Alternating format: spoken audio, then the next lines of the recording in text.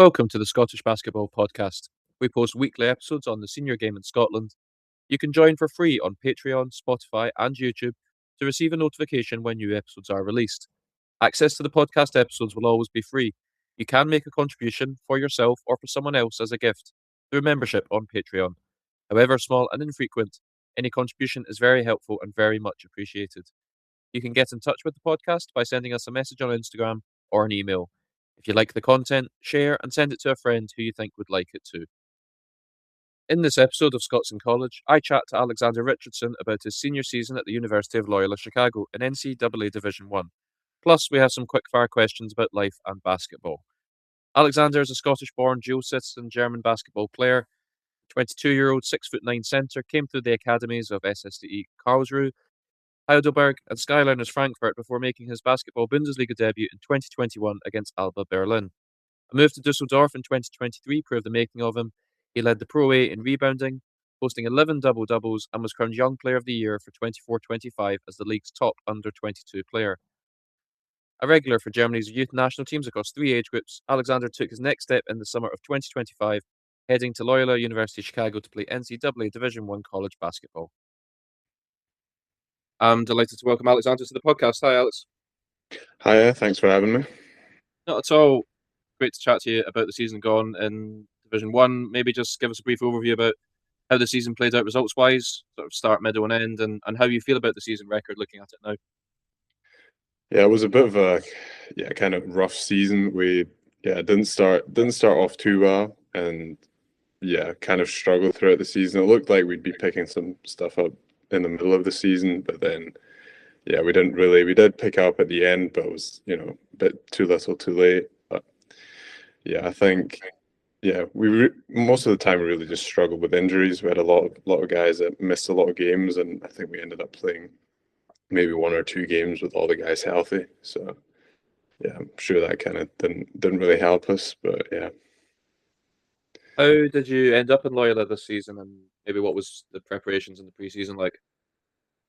Well, I kind of ended up through my agent, really, because now it's all a bit more professional, I guess, kind of more similar to European basketball. But they reached out. They said they were interested, and I was really keen on going.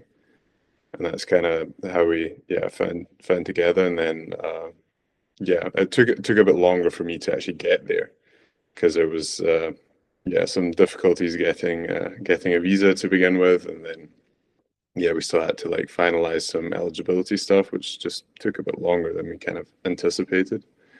But eventually I think in end of July I managed to then make it over, and then still had quite a bit of time till preseason, because mind you, the season in college starts in starting around about October, mid or end October. So we still had a lot of time to work out, and summer was hard, a lot of hard practices, but it was good fun. It was the facilities are amazing. A lot of coaches on staff, so you always have someone you can work out with, which is always great. So. How would you compare the level and challenge of NCAA Division 1 versus your previous experience in previous seasons, obviously both in the BBL and ProA in Germany? I think something that stood out to me the most, kind of when I first got there, was just the difference in athleticism. Because especially in ProA, you'll have maybe 1 or 2 guys on each team where it's those guys are real athletes.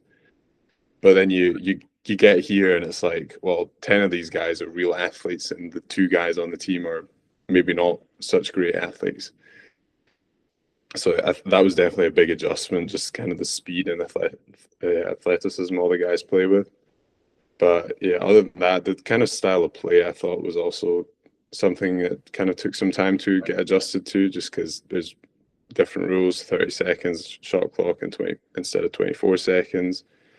And I came from a very pick and roll heavy team, so we were playing a lot of ball screens, and that was kind of a lot of what I was involved in. And here we played a lot less of it. We played more sort of handoffs and kind of a bit more of a flow. So that was yeah, bit of an adjustment getting there first. But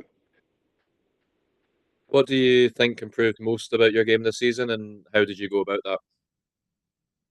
I think I probably improved the most kind of being actually comfortable handling the ball or having the ball a lot more outside of the paint, just because we did play a lot outside the paint and a lot of, yeah, as I said, a lot of handoffs and everything. So I think that definitely helped me improve that aspect and actually playing with my like facing the rim.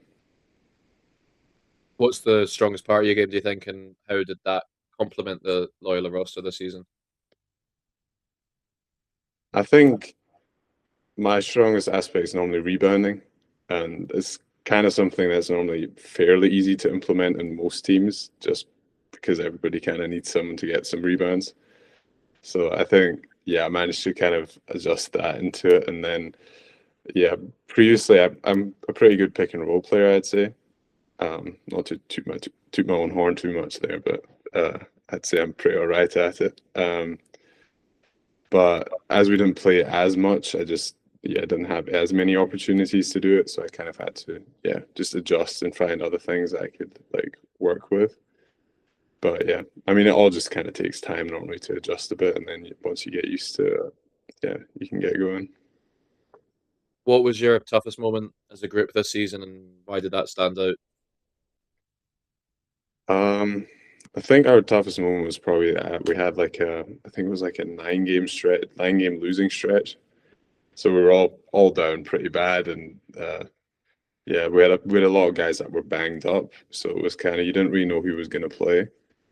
So it was kind of some guys were day to day, other guys we knew were out for a few more weeks. So we kind of yeah, we kind of all just had to like come together, group together, and be like, all right, we've got to dig ourselves out this hole. It's yeah, it's us against everybody. Um, but yeah, and then we finally managed to like towards the end of the season actually turn it around a bit and get some wins. And I mean, at that point, we also had some like more consistency because we kind of knew we only had 8 guys that were really healthy to play, but at least we knew we were playing with the same 8 guys every weekend, so or every week.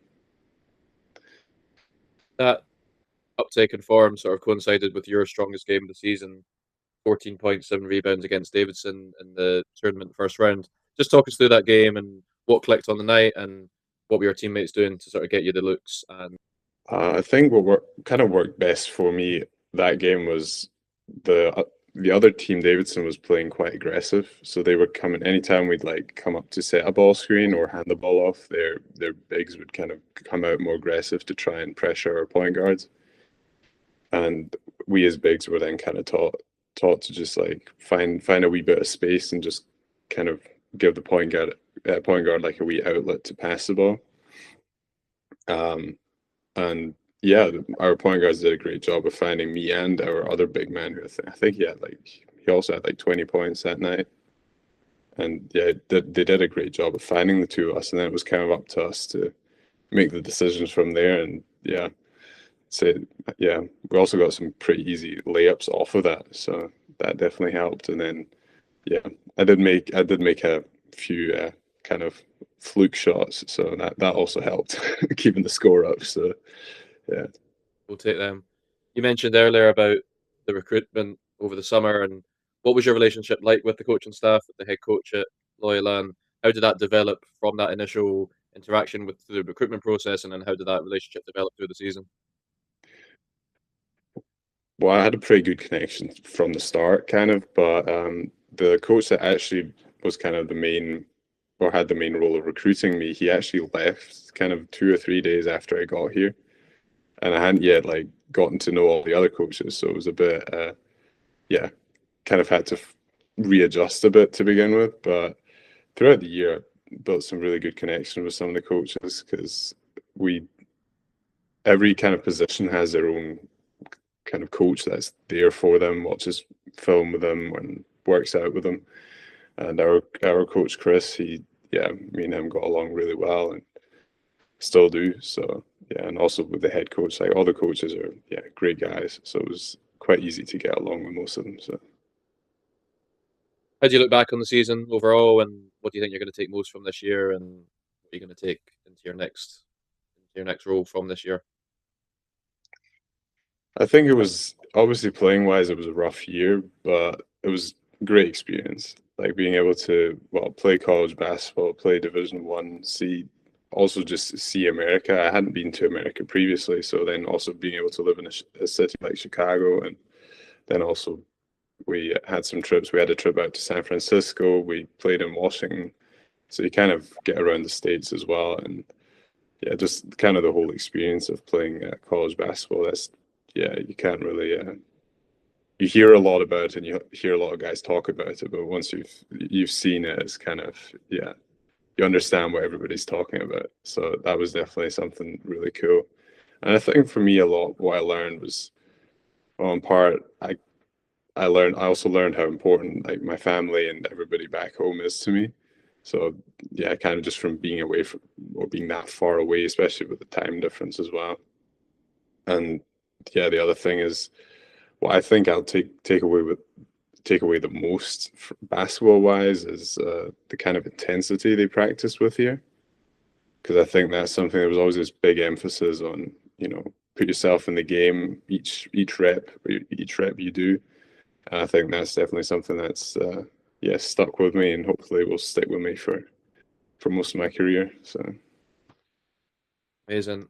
Right, let's go through some quick fire questions. What was the first ever basketball match you went to as a fan growing up?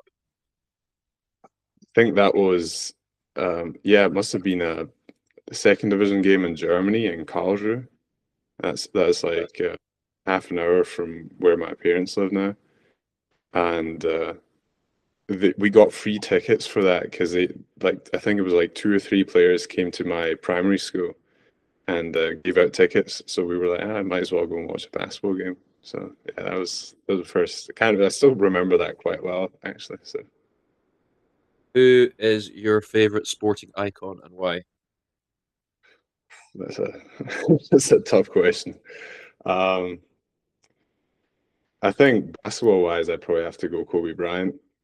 I yeah, just really yeah, admire his work ethic, and yeah, have a lot of respect for that, I think. Yeah. What music do you listen to before a match? Kind of depends on what I'm in the mood for that week. A lot of the time I listen to a lot of yeah, UK rap or drill. I quite like Dave, who's not really a drill artist, but yeah, quite like listening to him. So Are you more confident in a one-on-one or with two free throws to make? oof. Um I mean, I probably take myself in a one-on-one any day of the week. So yeah, I'd probably say one-on-one, especially because the free throws weren't that great this year. So Fair enough. Would you always pick yourself to start? I think you have to. You can't not pick yourself to somewhere. Yeah, absolutely. What is the most difficult thing you've faced in life? Um, I think it was probably this year being away from yeah being away from my family, and then also my fiance now, and then she was hospitalized in Germany and I couldn't be there, and then kind of being on the phone and kind of waiting to see what the results are. I think that was kind of very tough, just because you can't be there, can't really help, or yeah, can't support in like a physical manner. Who has been the most difficult forward you've faced up against and why? I mean, I probably have to say Victor Wembanyama in the under 16s, because I still kind of remember playing him, and we all thought, oh, this tall, lanky kid, like he won't be that good. And then he started making step back threes, and we were kind of a bit in shock about it. But I've played a bit against quite a few good players, so yeah. What's your favorite jersey number and why? Number 9. I mean, I'm born on the 9th of September, so it's 9-9. And then my dad used to also wear number 9 when he played his Friday night football. So I think that I don't know, kind of stuck with me as well, that number. So Yeah, Who has been the best captain you've ever had, and what did they do for you in your game? that's uh that's also a tough question because I've had quite a few really good captains. Had yeah, had back in Frankfurt in the Pro B, I had a captain, Philip Hadenfeld. He was our point guard as well, and he's just an extremely smart player. And kind of having someone like that as your point guard and your captain, and them just being able to, especially because I was really young and he was obviously older, more experienced, he was able to like kind of teach me or kind of see a lot more in the when he was playing the game, where he would then kind of give me advice and give me tips or wee tricks to kind of get more shots. What's it like watching your now fiance play basketball, and do you enjoy it? Um, yeah, I actually do enjoy it. I think it's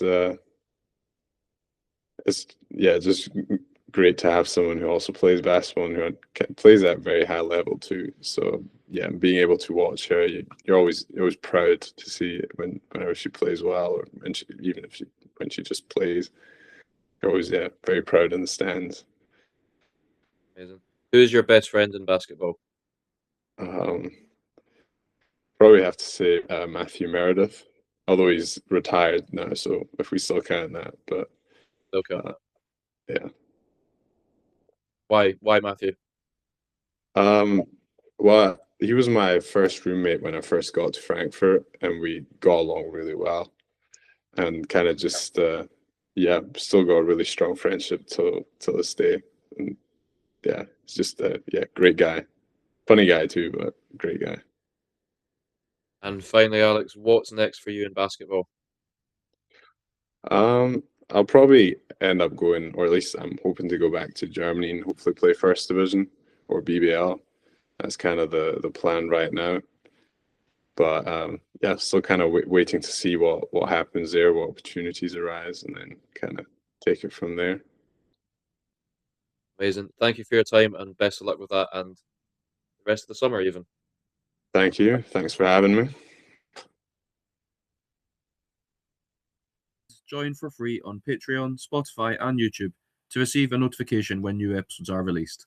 Search for the Scottish Basketball Podcast. Thanks for listening.